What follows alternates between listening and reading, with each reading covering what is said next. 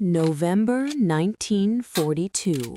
A German officer walks through the foggy streets of Copenhagen. He never hears the shot. He never sees the weapon. One moment he's alive, the next he is dead on the cobblestones, and his killer is already 3 streets away. The murder weapon is tucked inside a coat sleeve. The gun that killed him looked like nothing more than a piece of industrial pipe. It had no visible trigger guard, no elegant lines, no gleaming finish. It was, by any conventional standard, the ugliest firearm ever issued to British forces. It was also the deadliest covert weapon of the entire war. The Welrod pistol was never meant to win battles. It was meant to win a different kind of war, one fought in shadows, in occupied cities, in the space between a resistance fighter's coat and a collaborator's skull. And it did so with a sound signature so impossibly quiet that victims often died before anyone realized a weapon had been fired at all.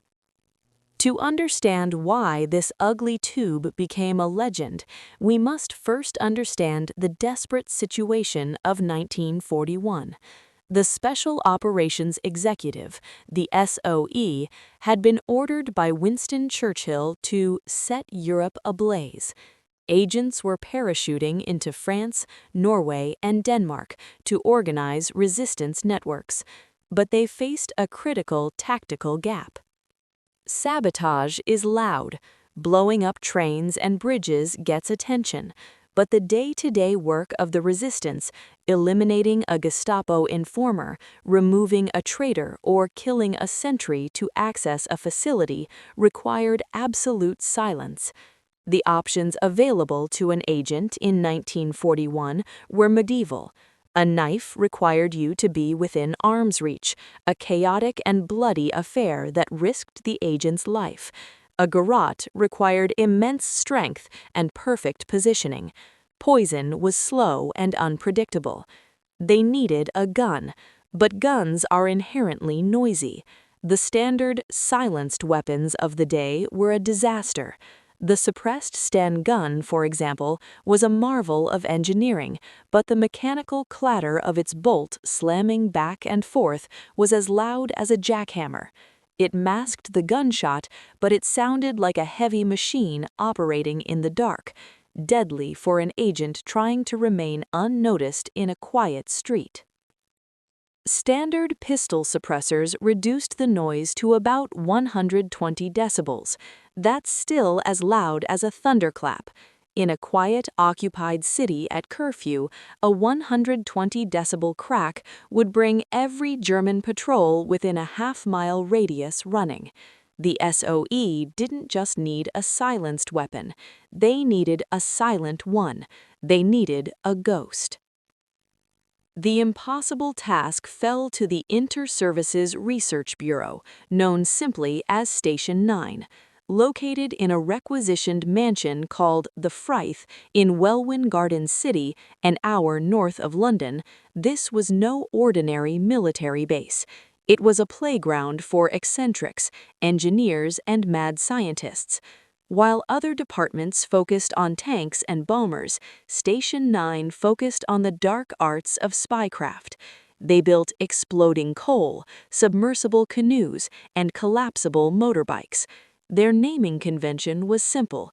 Everything started with Well for Welwyn, the Well bike, the Well man submarine, and the Well gun. But the most lethal creation to come out of the Frith was the brainchild of Major Hugh Reeves. Reeves was not a gunsmith. He was an engineer who approached killing as a physics problem. He knew that the sound of a gunshot comes from 3 distinct sources: the mechanical action of the gun, the supersonic crack of the bullet breaking the sound barrier, and the explosion of expanding gas leaving the barrel. He decided to eliminate them all. He started with the mechanics. Semi-automatic pistols like the Colt 1911 or the Walther PPK use the energy of the fired round to cycle the slide. Clack, clack. That sound alone is audible through a wall. He abandoned it. His gun would be a bolt action. To fire, the agent would have to manually rotate a knurled knob at the rear of the gun, pull it back to eject the spent casing, and push it forward to chamber a new round. It was slow, it was deliberate, but it was mechanically silent. Next, the bullet. A standard 9mm round travels faster than the speed of sound, about 1,100 feet per second. That creates a sonic boom that no silencer can hide. Reeves designed his weapon to bleed off gas pressure before the bullet even left the barrel. He drilled holes, ports along the barrel's length, venting gas into the suppressor early. This dropped the bullet speed to around 950 feet per second. Subsonic. No crack. Smash that like button and subscribe for more secrets like this. See you next time. But the true genius and the true ugliness of the Welrod lay in how it handled the explosion. The barrel of the Welrod looks like a thick pipe because, in reality, the gun is a silencer. The actual rifled barrel is only a few inches long. The rest of the tube is packed with a series of metal baffles and spacers. But metal baffles weren't enough for Major Reeves. He added a component that changed everything: rubber wipes. Inside the suppressor, sandwiched between the metal baffles, were solid discs of rubber. They weren't pre-drilled. When the first shot was fired, the bullet physically punched its way through the solid rubber. Because the rubber was elastic, it instantly snapped shut behind the bullet, trapping the hot gases and the noise inside the tube. The result was terrifyingly effective. A standard 9mm pistol produces about 160 decibels. A suppressed pistol might hit 125. The Welrod? It produced just 73 decibels. To put that in perspective, 73 decibels is the sound of a car door latching shut from 30 feet away. It is the sound of a finger snap. In a busy cafe, on a city street, or even in a quiet hallway, the sound was indistinguishable from the background noise of life. The weapon itself was a study in minimalism. It was a cylinder about 12 inches long. The grip was detachable. It was actually the magazine, encased in a rubber sleeve. When you removed the magazine, the gun didn't look like a gun at all. It looked like a bicycle pump or a car shock absorber. An agent could carry it through a checkpoint, and a German guard might look right at it and see nothing but a piece of scrap metal. The Welrod was issued with a very specific set of instructions. It was not a weapon for a gunfight.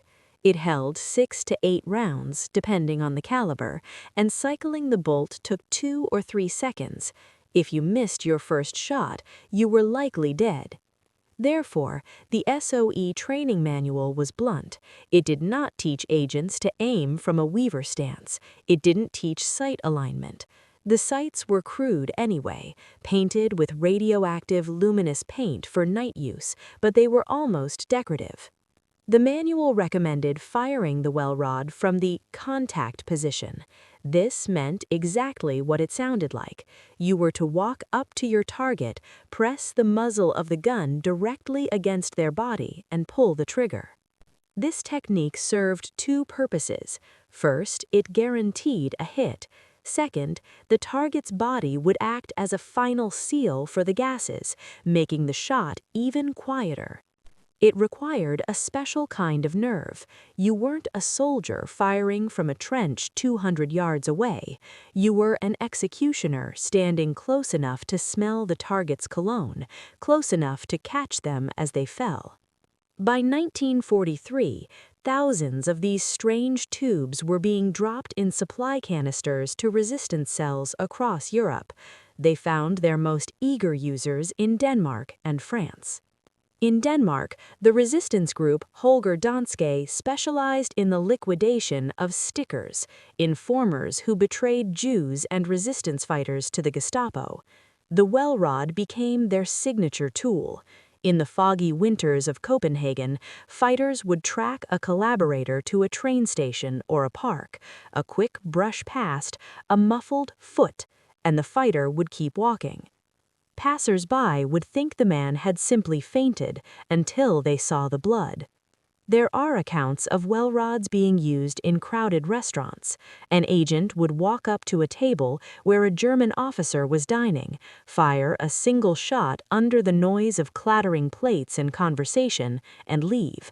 The diners at the next table wouldn't even look up until the officer slumped face first into his soup. The psychological impact on the German forces was profound. They were used to the loud, chaotic violence of war, but this was silent death.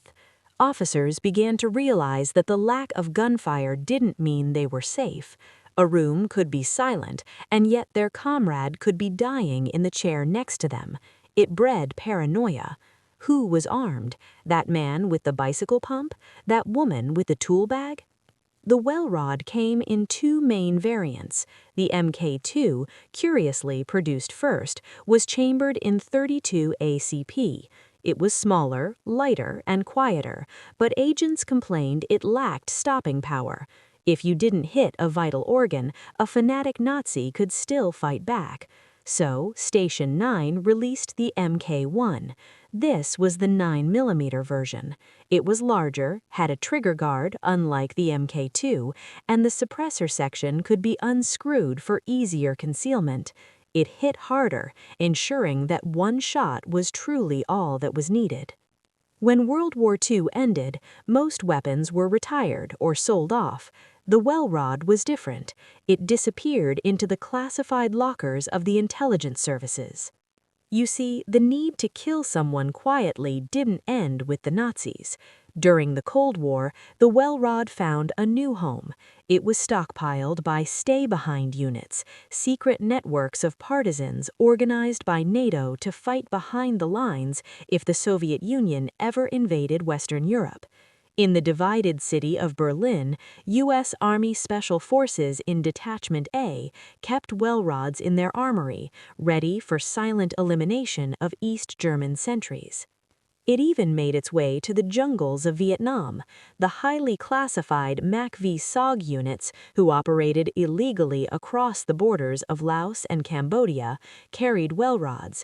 They used them for everything from silencing village dogs that might alert the enemy to eliminating sentries on the Ho Chi Minh Trail. The gun earned a nickname, the veterinarian's pistol. But perhaps the most shocking chapter in the Welrod's history came in 1991, nearly 50 years after its invention. During Operation Desert Storm, British SAS patrols were hunting Scud missiles deep in the Iraqi desert. When the Bravo 20-0 patrol was compromised and other SAS teams geared up, they checked out their equipment. Alongside modern M16s and laser-guided missiles, some troopers were issued a Welrod pistol. Why? Because even in the age of satellite warfare, physics hasn't changed. An MP5 is quiet, but a Welrod is silent. If you need to take out a guard at a listening post without waking the man sleeping 10 feet away, the ugly pipe from 1942 is still the best tool for the job. The Welrod remains a paradox. It is crude, slow, and ugly. It looks like something built in a garage from spare plumbing parts, and yet it is a masterpiece of engineering. Modern companies have tried to replicate it. The Swiss manufacturer B&T recently released the VP9, a veterinarian pistol, which is essentially a modern polymer Welrod. It pays homage to the design, acknowledging that Major Reeves got it right the first time. But the original Welrods are still out there. Some are in museums, many more are likely still buried under floorboards in French farmhouses or sitting in the back of classified armories in Hereford and Virginia. The Welrod was not a weapon of heroes in the traditional sense. It was not used to storm beaches or hold the line. It was a weapon of assassins. It was a tool for the dark, cold, necessary work of resistance. It reminds us that war is not always about the roar of artillery. Sometimes it is about the silence of a foggy street, the click of a bolt, and a single unseen shot that changes history. And that is why this ugly British pipe remains the most feared covert weapon ever made.